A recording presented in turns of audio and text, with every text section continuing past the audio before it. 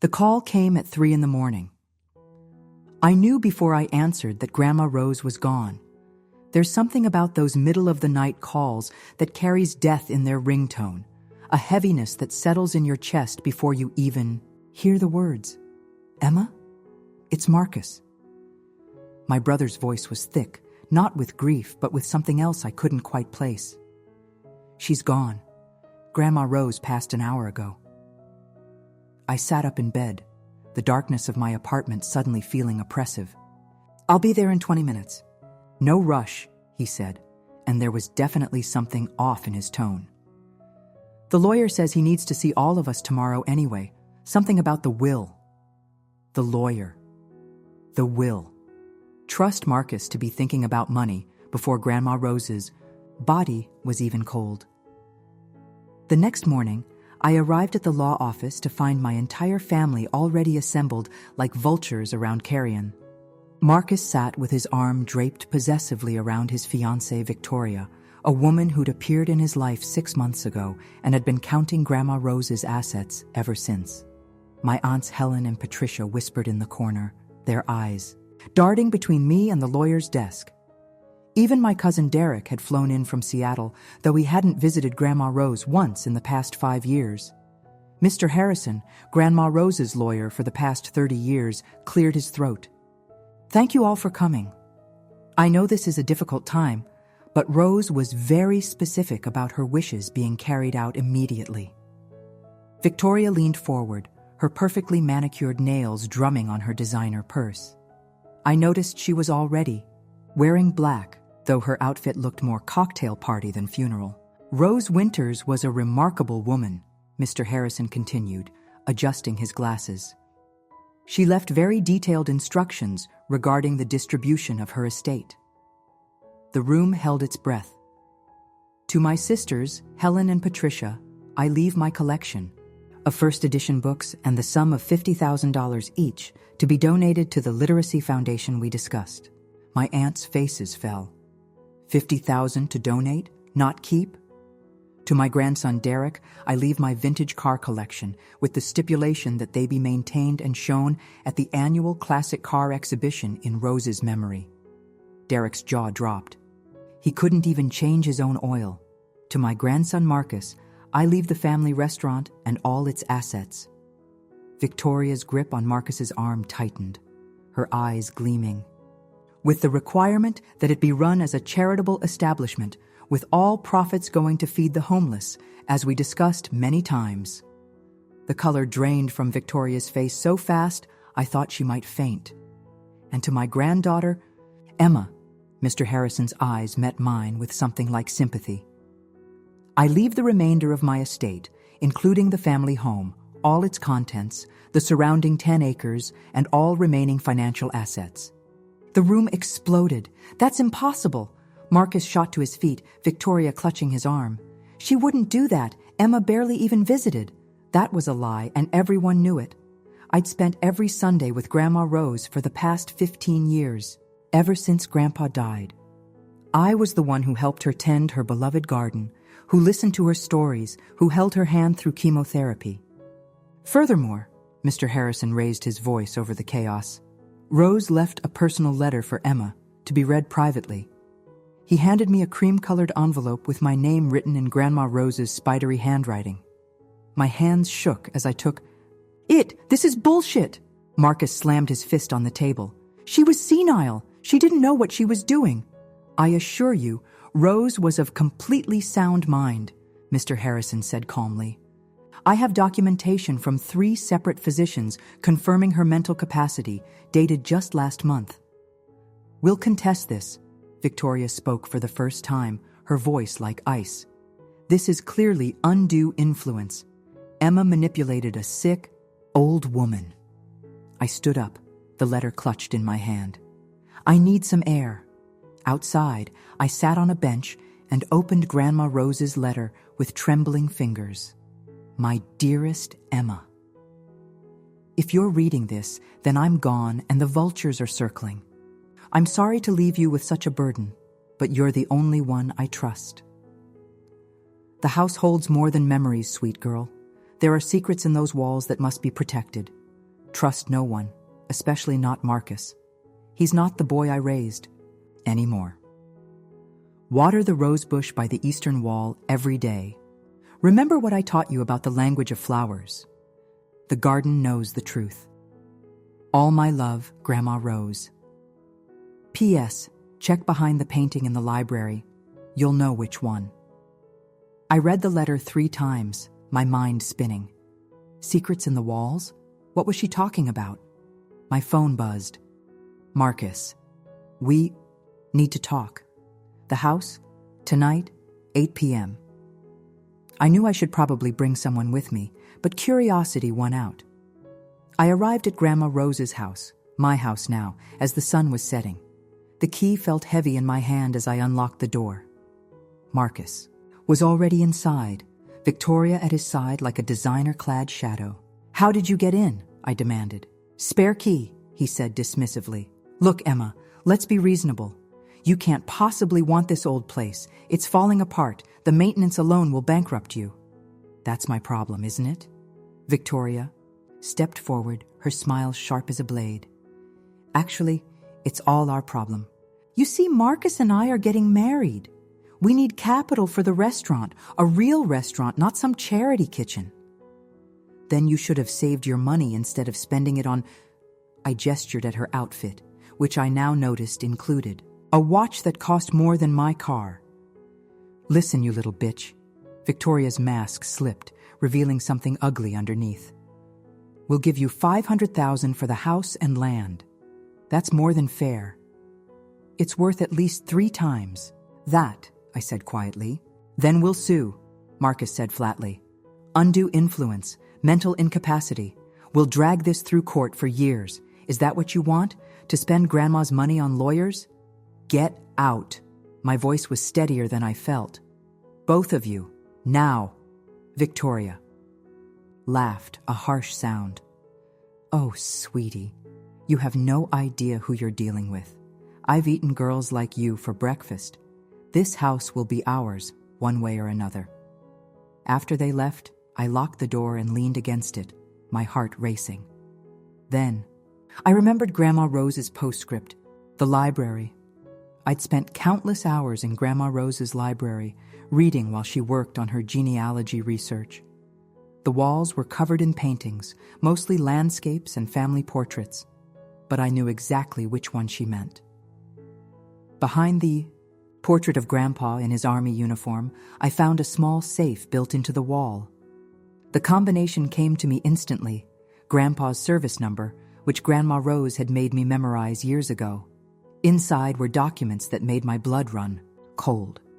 Bank statements showing large transfers from the restaurant accounts to an offshore account in Victoria's name, forged signatures on loan documents, evidence of embezzlement going back months. But that wasn't all. There was a separate folder marked Family History that contained adoption papers.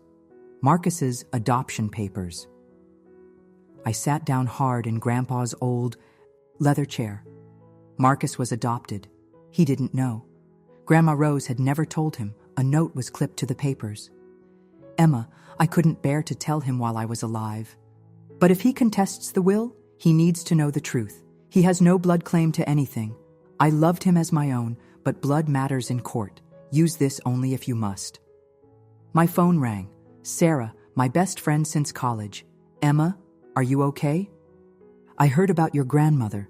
I found myself telling her everything. Sarah was a paralegal at a downtown firm, and she listened with professional interest. You need to document everything, she said. And Emma? Be careful. If this Victoria person has been embezzling, she's dangerous. Over the next week, I moved into Grandma Rose's house, despite Marcus's escalating threats. Every morning, I watered the rose bush by the eastern wall as instructed, though I couldn't fathom why it mattered. Victoria's campaign began subtly. First, utility workers showed up claiming they needed to check the gas lines. When I called the utility company, they had no record of the service call. Then came the building inspector, citing anonymous complaints about code violations. Each time, I turned them away, but I knew they were testing my defenses. One morning, I woke to find the garden destroyed. Every plant Grandma Rose had lovingly tended was torn up, except for the rose bush by the eastern wall. It stood untouched among the devastation, a single red bloom defiant against the destruction. I called the police, but without evidence, they could do nothing. I installed security cameras that day. "You can end this," Marcus said when he called that afternoon. "Just sell us the house, take the money, and walk away." "Why?" I asked. "Why does it matter so much? You have the restaurant." "The restaurant's broke," he admitted. "Victoria has expensive tastes. We need the money from selling this place." "Victoria's been stealing from the restaurant," I said quietly. "I have proof." The silence stretched between us. "You're lying," he said finally, but uncertainty colored his voice. "Check the books yourself, Marcus. Really check them." He hung up. That night, I couldn't sleep. Something about the rose bush nagged at me. Why had they left it alone? I grabbed a flashlight and went outside. The rose bush was old, planted when Grandma Rose first moved in 60 years ago. I knelt beside it, remembering her words about the language of flowers. Red roses meant love, but also secrets. I dug carefully. Around the base, my fingers hitting something hard about a foot down. A metal box wrapped in plastic. Inside were more documents and a letter in Grandma Rose's handwriting. "Emma, if you're reading this, then you followed the clues. What you found is the real treasure, not money, but truth." The documents were explosive. Proof that the family fortune hadn't come from Grandpa's business acumen, but from Grandma Rose's patents. She'd been a chemist before marriage was expected to end her career. Her formulas, sold under Grandpa's name, had built everything, but more than that, there were records of payments. Grandma Rose had been quietly supporting family members for years, paying Derek's debts, covering Helen and Patricia's mortgage when their husbands left. And Marcus, she'd paid for his rehab twice, covered up his DUIs, bailed him out of trouble more times than I could count. The last document was a DNA test, dated just 6 months ago. Marcus wasn't adopted after all. He was Grandma Rose's biological son, born before she married Grandpa, given up for adoption and then taken back when she had the means. She'd protected his secret his entire life. I sat in the dirt, crying for the grandmother who'd carried so many secrets, who'd protected us all, even from ourselves. My phone buzzed, a text from an unknown number. "Stop digging or you'll regret. Atkins." I screenshot the threat and forwarded it to Sarah. Her response was immediate. "Pack a bag, stay with me tonight." But I couldn't leave. This was Grandma Rose's house, my house, and I wouldn't be driven from it. The next morning, Marcus showed up alone. His face was haggard, his usual cocky demeanor replaced by something hollow. "I checked the books," he said without preamble. "You were right. She's been bleeding me dry." "I'm sorry," I said, and meant it. "She's gone." Cleared out the accounts and disappeared. He laughed bitterly. "I'm such an idiot. She played me perfectly." I made coffee while he sat at Grandma Rose's kitchen table, looking lost. "Why didn't she tell me?" he asked suddenly. "About the restaurant being a charity? I would have understood. I would have helped." "Would you?" I asked gently. "Or would you have seen it as being cheated out of profit?" He didn't answer, which was answer enough. "There's something else," I said finally. "Something Grandma Rose left for you." I gave him the folder about his birth, watched his face crumble as he read. "She loved you," I said. "More than you know. She protected you your entire life." "I don't deserve any of it," he whispered. "The restaurant, the family name. I don't deserve any of it." "That's not true." I reached across the table and took his hand. "You're her son. You're my brother.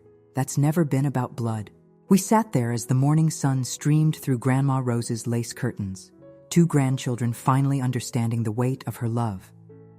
"What do we do now?" Marcus asked. "We honor her wishes," I said. "You run the restaurant as she wanted. Feed people who need it. I'll help you get back on your feet. And the house? I'm keeping it. But you're welcome here. Always. He nodded, tears streaming down his face. It took weeks to untangle Victoria's theft. She'd been smart, but not smart enough. Sarah's firm helped pro bono, and eventually we recovered most of the money. Victoria herself vanished, but the authorities were looking for her. Marcus threw himself into transforming the restaurant into what Grandma Rose had envisioned. The family fought him at first. Helen and Patricia threatened lawsuits until I showed them the records of how Grandma Rose had supported them. Derek tried to sell the cars until he learned about the legal restrictions. One by one, they fell in line, shamed by the revelation of how much Grandma Rose had done for them. I restored the garden with Sarah's help. We found more secrets as we worked on the soil amendments Grandma Rose had patented, natural fertilizers that made everything grow. Her real legacy wasn't money or property, but knowledge she'd hidden to fit into a world that didn't value women's contributions. She was brilliant, Sarah said one evening as we watched the sunset from the porch. Why hide it? Different time, I said. She did what she had to do to protect her family. Marcus joined us, tired but satisfied after a long day at the restaurant. We served 300 meals today, he said. Mrs. Chen from the senior center says it's the best food they've had in years. Grandma Rose would be proud, I said. Yeah, he agreed. She would. A year later, the house was full of life again. Marcus had moved into the guest house after losing his apartment, bringing his girlfriend Maria, a social worker who understood what we were trying to build. Sarah came for dinner every Sunday, helping me document Grandma Rose's formulas and patents. We'd turned one room into a small museum of Grandma Rose's achievements. Her chemistry awards, her patents, photos of her with the plants she'd developed. School groups came to learn about the woman who'd fed their grandparents and developed sustainable farming techniques decades before it was fashionable. The eastern wall rosebush bloomed more beautifully than ever, its red flowers a reminder of the secrets it had guarded. I'd planted more roses around it, yellow for friendship, pink for gratitude, white for new beginnings. One evening, as I watered the garden, I found a final gift. A small metal plaque hidden beneath years of growth at the base of the original. Rosebush. It read, "For Emma who will understand. Love, Grandma Rose." Beneath it was a date from 25 years ago, when I was just a baby. She'd known even then that I would be the one to tend her garden, to protect her secrets, to understand her legacy. I thought about family, about the bonds we choose and the ones we're born into.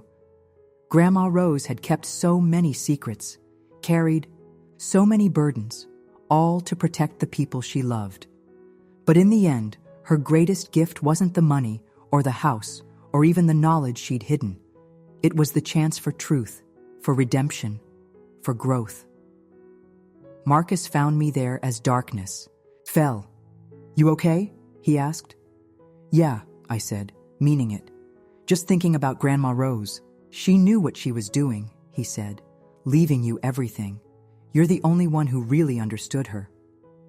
"We all understood parts of her," I corrected. "I just got to see more pieces." "The family's talking about a memorial," he said. "Something permanent." "She already has one," I said, gesturing at the garden, the house, the restaurant feeding hundreds. "She built her own memorial. We're just the caretakers." He nodded, understanding. As we walked back to the house together, I felt Grandma Rose's presence in the evening breeze, in the scent of roses, in the warm light spilling from the windows of the home she'd loved. She'd left me everything, but more than property or money, she'd left me purpose. The vultures had circled, the family had shown their teeth, but in the end, love had won. Just as Grandma Rose had known it would. I opened the door to the sound of laughter from the kitchen, where Maria was teaching Sarah her grandmother's tamale recipe. Marcus headed in to help, and I paused for a moment on the threshold.